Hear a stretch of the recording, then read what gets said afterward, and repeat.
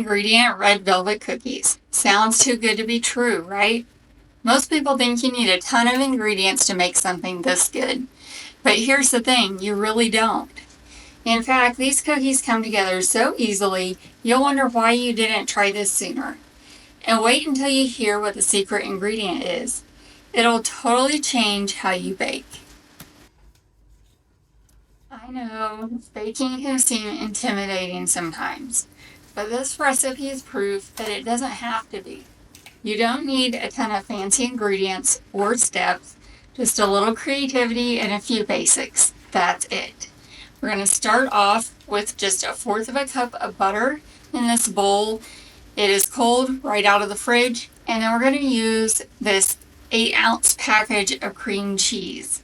It's full-fat cream cheese. It is just Walmart brand. I'm going to put this in the bowl with the butter, and then I'm going to soften it in the microwave. I know. I am the worst at remembering to set out my ingredients to soften ahead of time, or else I don't plan ahead of time, and when I get something in my head, I'm just ready to make it. So I'm going to give you a little tip here. If you need to soften your ingredients like butter or cream cheese, I put it in the microwave and put it on the defrost setting, and then just put 0.1. It just warms it up really slowly so that it doesn't melt all over. What's this second thing on here? Okay, you know 2 of the ingredients. Are you ready for the secret? It is a cake mix. Yes, we are going to use a Duncan Hines Red Velvet cake mix. I have made this recipe with all different cake mixes, different brands.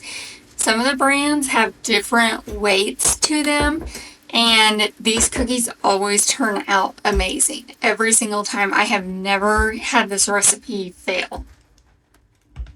Alright, so we just grabbed our cream cheese and butter out of the microwave, and I'm just going to use this little hand mixer just to blend this up because it's a small amount that we're mixing. I don't need to use the stand mixer for this, and sometimes simple is just better. So you just want to cream this together until there are no visible lumps of butter or cream cheese in your bowl. If you cannot get rid of your cream cheese lumps, then it probably didn't soften enough. You can try just putting it back in the microwave for a few seconds or so, or leave it setting for a little bit. So once this is all creamed together, I always scrape down my bowl every time. It doesn't matter if I use the hand mixer or my stand mixer. Then we will just be dumping in our cake mix and mixing it up more. A little tip: if you defrost your ingredients or soften them in the microwave in whatever mode, and they melt or get more than softened, that's happened to me before, you can go ahead and add it in your, or go ahead and mix them together with the mixer, add in your cake mix, and then I would just put this in the fridge for a little bit to firm up, and then go ahead and work with it. So if they melt, not a big deal. It is still savable. This recipe, I do not think you can mess it up. I really don't. I have made this same recipe with all different cake mixes. I will tell you that lemon is a huge hit. Everybody loves the lemon. I add a little bit of lemon juice with the lemon cake mix, but you can, these red velvet cookies, if you wanted to add some of your vanilla extract, you definitely could. These have a really nice red velvet taste to them. And I think with the cream cheese in it, it just adds that little bit of tanginess to really round out that red velvet taste. Now, I feel like this cake mix, maybe it's a little bit heavier than the ones I normally get. I don't even know for sure what brand I've gotten before. I know I've gotten all different ones. So it took a little bit to get the cake mix worked into it, and I didn't want to just keep beating it with the mixer because we know that that will end up making your dough tough. So I mix it here for a while, and then I end up using the spatula and kind of folding it all together. You can always dump this out onto your work area and kind of knead the dough around to absorb the extra cake mix. As that dough sits, those fats are going to absorb more and more of the dry ingredients, and so it's going to come together nicely. You'll see here in just a little bit. So this red velvet cookie recipe is the cookie recipe I used for my cookies in the Valentine cookie series of all of the different heart-shaped cookies that I decorated. I used this red velvet recipe. They smelled so good when I had all those cookies in the oven drying.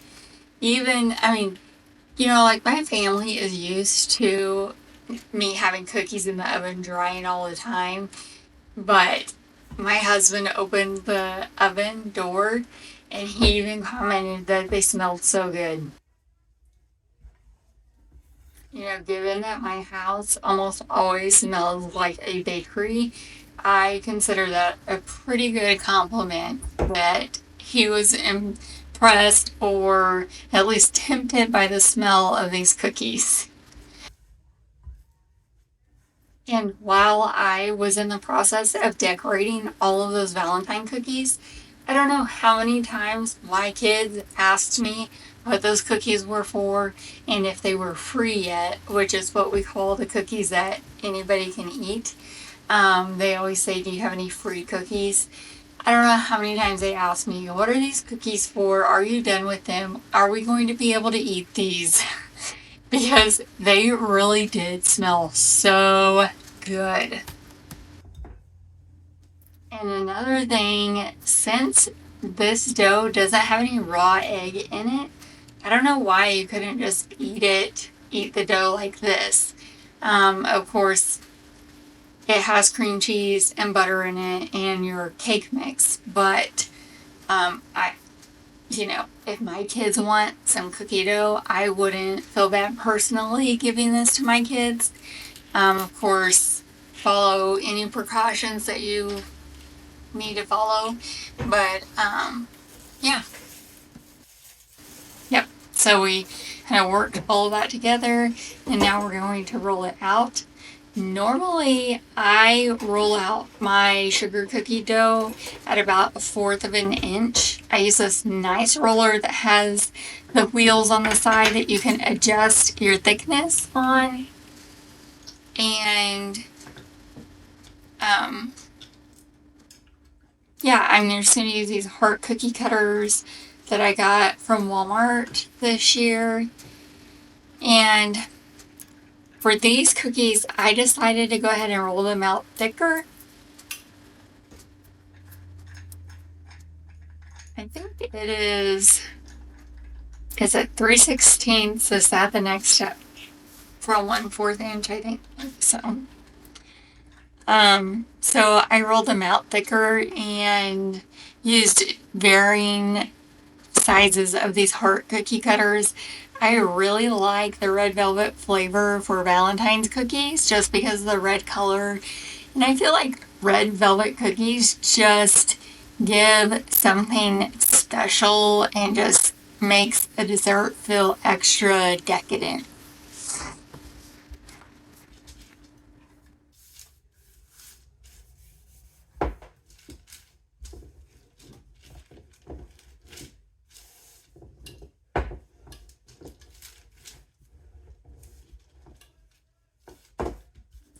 Every time I make these, I'm reminded how much I love recipes like this.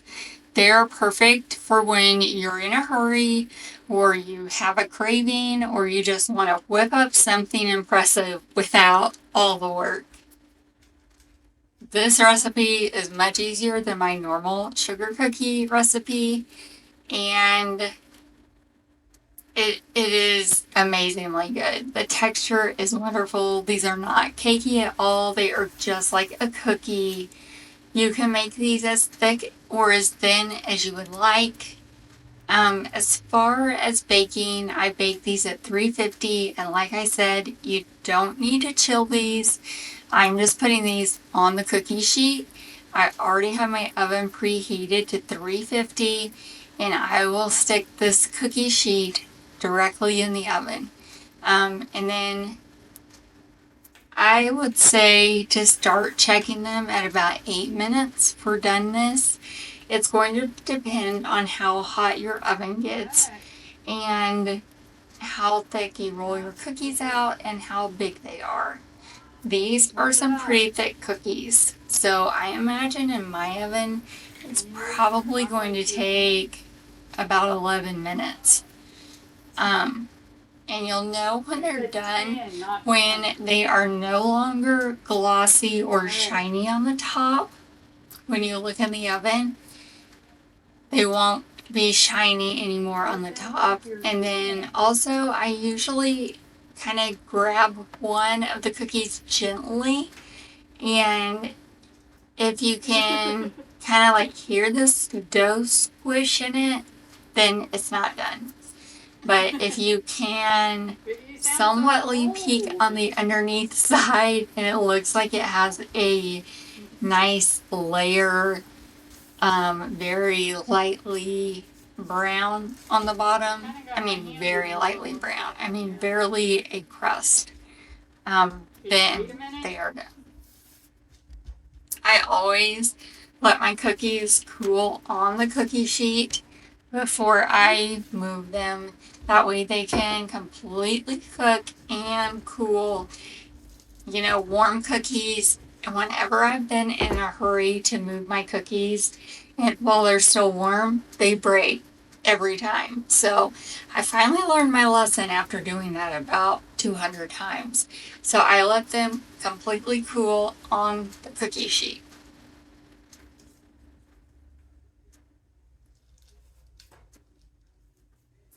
This is a great recipe because you can change it up so easily. I keep a variety of cake mixes on hand just for this recipe. And cream cheese and butter are usually something I always keep in my fridge. So these are something I can whip up pretty easy if the kids just want to decorate cookies, or I offer these to my customers also because they are that good. They're good. You're gonna love them.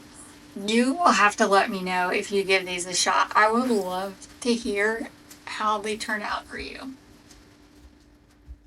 Also, if you are liking this video, if you would like to see more videos like this, please subscribe. It would mean the world to me, and I would be ecstatic if you left a comment down below. Anything at all. Do you like red velvet? Do you make red velvet cakes? If you eat red velvet cake, what kind of frosting do you like on it? Is it cream cheese frosting or something else? Because I feel like this has been a debate before that I've seen where some people say cream cheese frosting isn't the way to go. In my book, it is, because pretty much the whole reason for me to eat red velvet cake would be the cream cheese frosting. So, what do you think? Are you a red velvet fan? Do you think you'll try this recipe? What cake mix would you try? I am curious to see what combinations you guys come up with as far as pairing cake mixes and adding in extracts. You could even add in things like some orange zest to a spice mix with the cream cheese and butter and do the same thing. The possibilities are endless. I'm just going to finish rolling these out and cutting out the rest of the dough, getting it on the cookie sheet, putting it in the oven at 350, and I will start checking in at about 8 minutes, and I will be showing you how these turned out. Look how perfect these edges are. They are so crisp and clean. Look at the inside of this cookie, how soft it is. These are the perfect cookie texture. They are beautiful. They look like bakery cookies. You can see them from the side, these nice thick cookies.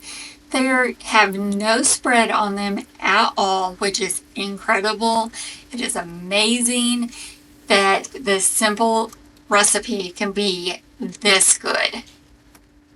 Thanks for watching, guys, and see you next time.